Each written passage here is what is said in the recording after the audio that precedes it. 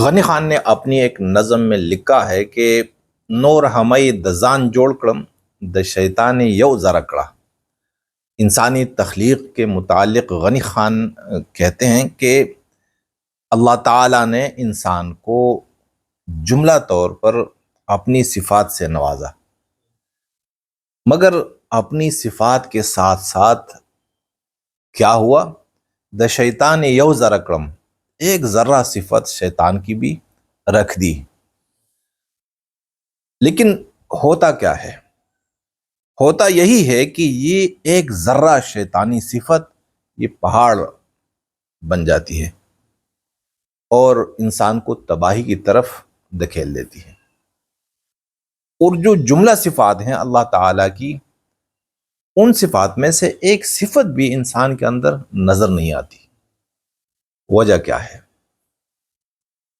اللہ تعالیٰ نے جو فرمایا وَنَفَخْتُ فِيهِ مِن رُوحِي، یہ اللہ تعالیٰ اپنی صفات کے بارے میں فرماتے ہیں کہ میں اپنی صفات اپنے خلیفہ یا اپنے نائب کو دوں گا۔ اسی لیے جب اللہ تعالیٰ نے اپنی صفات رکھنے کا فیصلہ فرمایا تو آدم علیہ السلام کے پیدا ہونے سے پہلے فرشتوں سے ارشاد فرمایا وَإِذَا سَوَّيْتُهُ وَنَفَخْتُ فِيهِ مِن رُوحِي فَقَعُوا لَهُ سَاجِدِينَ۔ اے فرشتوں، جب یہ انسان، یہ آدم تیار ہو جائے اور میں اپنی صفات اس میں منتقل کر دوں تو کیا کرنا ہے؟ تم نے تعظیم کرنی ہے، سجدہ کرنا ہے۔ تو یہ سجدہ اور یہ تعظیم کس کی ہے؟ یہ اس کی نہیں ہے، اس کے اندر جو خدائی صفات ہیں، خصلتیں جو ہیں، خدائی خصلتیں، خدائی صفات، اصل میں فرشتوں نے ان صفات کے سامنے سجدہ کیا۔ جیسے میں نے کہا کہ ذرہ صفت جو شیطانی ہے وہ کیوں اللہ تعالیٰ نے اس انسان کے اندر رکھا؟ چونکہ انسان دو چیزوں سے مرکب ہے، ایک ہے روح اور دوسری چیز کیا ہے؟ جسم۔ چونکہ ہم اس دنیا میں یعنی زمین کے اوپر ہے اور یہ جو دنیا ہے یہ جانوروں کی دنیا ہے، تو اللہ نے ہمیں جسم دیا اور جسم کو مٹی سے بنایا، تو جسم کے لحاظ سے ہم کیا ہو گئے؟ ایک قسم کے جانور ہیں۔ جس طرح جانوروں کے تقاضے ہوتے ہیں وہی تقاضے ہمارے جسم کے بھی ہیں۔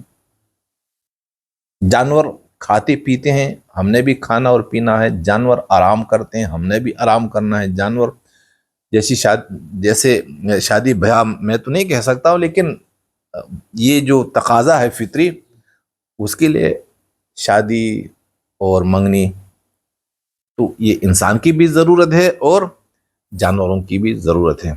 ان کے لیے بھی رہائش کی ایک جگہ ہو اور ہمارے لیے بھی رہائش۔ تو اس لحاظ سے انسان بھی ایک حیوان ہے، لیکن اسے حیوان ناطق کہا جاتا ہے۔ یہ کون سا حیوان ہے؟ جو بولتا ہے۔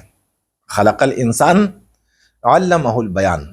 اللہ فرماتے ہیں کہ میں نے انسان کو پیدا فرمایا اور پھر بولنے کا علم سکھایا، لکھنے کا بھی علم سکھایا، پڑھنے کا بھی علم سکھایا۔ تو مسئلہ ہمارے سامنے جو آ رہا ہے وہ یہ ہے کہ جو ایک ذرہ ہے وہ کیوں پہاڑ بنتا ہے اور جو پہاڑ ہے وہ کیوں ذرہ بن جاتا ہے؟ جب انسان جسم کے تقاضوں کو اپنا مقصد بناتا ہے، جسے ہم خواہشات کہتے ہیں، خواہشات کا اتباع کرنے لگتا ہے، تو پھر اس میں اور جانور میں کوئی فرق نہیں۔ البتہ اولئک کالانعام بل ہم اضل، یہ جانوروں سے بھی بدتر ہو جاتا ہے۔ مثال کے طور پر جانوروں سے اس لیے بدتر ہے کہ جانور اگر بھوکا ہو تو کسی کی فصل کھا لے گا، یا اگر درندہ ہے تو کسی کا جانور کھا لے گا۔ لیکن وہ یہ نہیں کہتا، یہ ارادہ نہیں رکھتا کہ بھائی اس جانور یا اس فصل کا جو مالک ہے اس کی عزت بھی میں نے لوٹنی ہے، اس کا مال بھی میں نے لوٹنا ہے، اور اس کو قتل بھی میں نے کر دینا ہے۔ لیکن انسان اس لیے بدتر ہے کہ یہ جانور سے زیادہ مضر ہے، تو اس لیے اولئک کالانعام بل ہم اضل۔ اب ہم نے کیا کرنا ہے اور اللہ کیا چاہتے ہیں؟ اللہ تعالیٰ انسان سے چاہتے ہیں کہ اے انسان، تم نے جو میرے ممنوعات ہیں، جن چیزوں سے میں نے تمہیں روکا ہے، ان چیزوں کے قریب مت جا، جسے ہم گناہ کے کام کہا کرتے ہیں۔ گناہ کیا ہے؟ جرائم ہیں۔ تو بھائی جو بھی گناہ کا کام ہے، گناہ کے کام کتنے ہیں؟ عمومی طور پر 3 ہیں: کسی انسان کی جان لینا، اس کی عزت لوٹنا اور اس کا مال لوٹنا، یہ 3 بڑے گناہ ہیں، اور ان چیزوں سے اللہ تعالیٰ نے انسان کو روکا ہے کہ کسی انسان کی جان، مال اور عزت کو ضرر نہیں پہنچاؤ۔ تو جو بندہ اللہ تعالیٰ کے نواہی کو چھوڑ دیتا ہے، تو اس میں جو شیطانی ذرہ صفت ہے وہ ذرہ ہی رہ جاتی ہے، پہاڑ نہیں بنتی وہ صفت۔ سمجھ آ گئی؟ پھر جب وہ ذرہ رہ جاتی ہے تو انسان تو صفات سے بھرا ہوا ہے، اس میں جو صفات ہیں اللہ والی، وہ صفات سرگرم ہو جاتی ہیں، وہ پھر کام کرنے لگتی ہیں، وہ ایکٹیو ہو جاتی ہیں۔ اور پھر کیا ہوتا ہے؟ یعنی اللہ تعالیٰ کی صفات جب ہم ان صفات کو استعمال میں لائیں گے تو کیا ہوگا؟ مثال کے طور پر اللہ تعالیٰ خالق ہیں، تو اللہ نے انسان کو بھی چیزوں کے بنانے کا علم اور ہنر سکھایا ہے۔ اب ہم اللہ کی طرف ہم نظر اٹھائیں تو اللہ تعالیٰ نے جو چیز بھی بنائی ہے، ربنا ما خلقت هذا باطلا، ایک چیز بھی فضول نہیں بنائی، ہر چیز یہ فائدہ دیتی ہے۔ جتنی چیزیں اللہ نے یہاں پر بنائی ہیں، یہ ساری چیزیں اس دنیا کو رونق دے رہی ہے۔ کیا دے رہی ہے؟ رونق، اور دنیا کو فائدہ دے رہی ہے۔ سمجھ آ گئی؟ اب انسان نے بھی بنانا ہے چیزوں کو، تو انسان کیا بنائے گا؟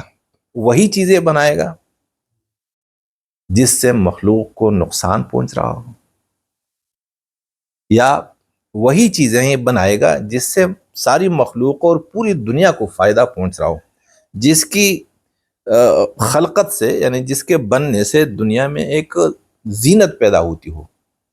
مثال کے طور پر انسان قانون بناتا ہے، تو جب اس میں شیطانی صفت ذرہ کے برابر ہو اور ذرہ سے آگے نہیں جاتی یہ صفت، تو پھر انسان جب قانون بنائے گا تو اس قانون کو کس لیے بنائے گا؟ لوگوں کو نفع دینے کے لیے، لوگوں کو لوٹنے کے لیے، لوگوں کو یعنی عوام الناس کو غلام بنانے کے لیے یہ قانون سازی نہیں کرے گا۔ اسی طرح اللہ سبحانہ و تعالی رازق ہیں، تو انسان کے پاس بھی خزانے ہیں، تو جس طرح اللہ کرتے ہیں اس طرح یہ بھی کرے۔ اللہ کیا کرتے ہیں؟ اللہ نے کسی بھی مخلوق کے ساتھ کوئی برائی کی ہے؟ اللہ تعالیٰ کیا کرتے ہیں؟ رزق دیتے ہیں اور کچھ مانگتے ہیں۔ یہ تو ہمارے مولویوں نے کہا کہ بھائی نماز مانگتے ہیں، حج مانگتے ہیں، روزہ مانگتے ہیں، اللہ کی قسم اللہ یہ چیزیں نہیں مانگتے۔ تو بھائی ہم نے بھی، یعنی انسان نے بھی کیا کرنا ہے؟ دوسروں کو دینا ہے۔ اور اللہ تعالی رحیم ہیں، محبت کرتے ہیں، جب انسان میں شیطانی صفت ذرہ کے برابر ہو تو یہ بھی کیا ہوگا؟ رحیم ہوگا، یہ بھی مخلوق سے محبت کرے گا۔ لیکن ہوا کیا کہ کوئی انسان کو آپ یہ نہیں کہہ سکتے کہ ہاں اس انسان میں جو خدائی صفات ہیں وہ ایکٹیو ہیں اور وہ خدائی صفات کا استعمال اچھی طرح کرتا ہے۔ جتنے بھی انسان نظر آتے ہیں الا ماشاء اللہ سب شیطانی صفات کو استعمال کر رہے ہیں۔ اسی لیے دنیا آتش کدہ ہے اور انسان کے ہاتھوں پریشان ہے۔